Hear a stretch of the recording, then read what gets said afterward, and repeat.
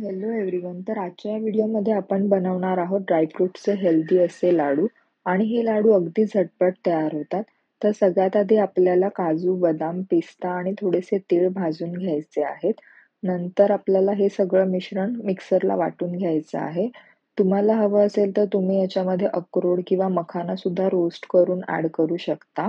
आता आपल्याला हे सगळं बारीक वाटून घ्यायचं आहे आणि हे लाडू लहान मुलांसाठी खूप हेल्दी आहेत. लहान मुलं कधी-कधी जेवायला कंटाळा करतात. अशा वेळी तुम्ही त्यांना हा एखादा लाडू दिला तरी त्यांचं पोट चांगलं भरतं आणि फक्त लहान मुलांसाठीच नाही तर मोठ्यांसाठी पण हे लाडू खरंच खूप हेल्दी आहेत.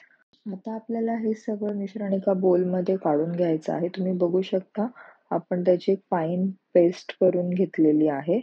त्यानंतर आपण ह्याच्यामध्ये भाजलेले शेंगदाण्याची पेस्ट करून ॲड करणार आहोत. तर आता मी त्यामध्ये भाजलेले शेंगदाण्याची पेस्ट ॲड केली आहे.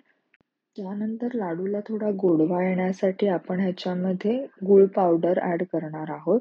तुम्हाला जर गूळ पावडर अव्हॉइड करायची असेल, तर तुम्ही खजूरची पेस्ट करून सुद्धा ॲड करू शकता.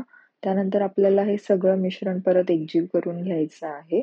म्हणजे सगळे इन्ग्रीडियंट्स प्रॉपरली मिक्स होतील.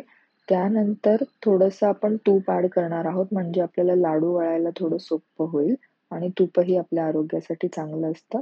सो हलकंसं आपण तूप याच्यामध्ये ॲड करायचं आहे.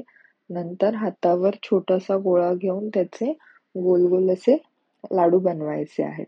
तर अशा प्रकारे आपण अगदी 10 ते 15 मिनिटात झटपट असे हेल्दी लाडू बनवून ठेवू शकतो आणि हे लाडू आरामात 15 ते 20 दिवस चांगले राहतात.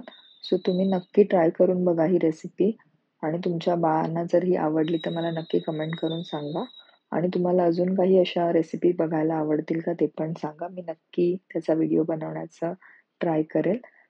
चला तर आपले सगळे लाडू बनून रेडी आहेत. आपण हे सावीला टेस्ट करायला देऊया. मी सावीसमोर प्लेट घेऊन गेली तर ती लाडू बघून ती एकदम खुश झाली. त्यानंतर तुम्ही बघू शकता ती किती आवडीने लाडू खाते. तिला असे लाडू खूप आवडतात. सो मी तिच्यासाठी हे बनवत असते.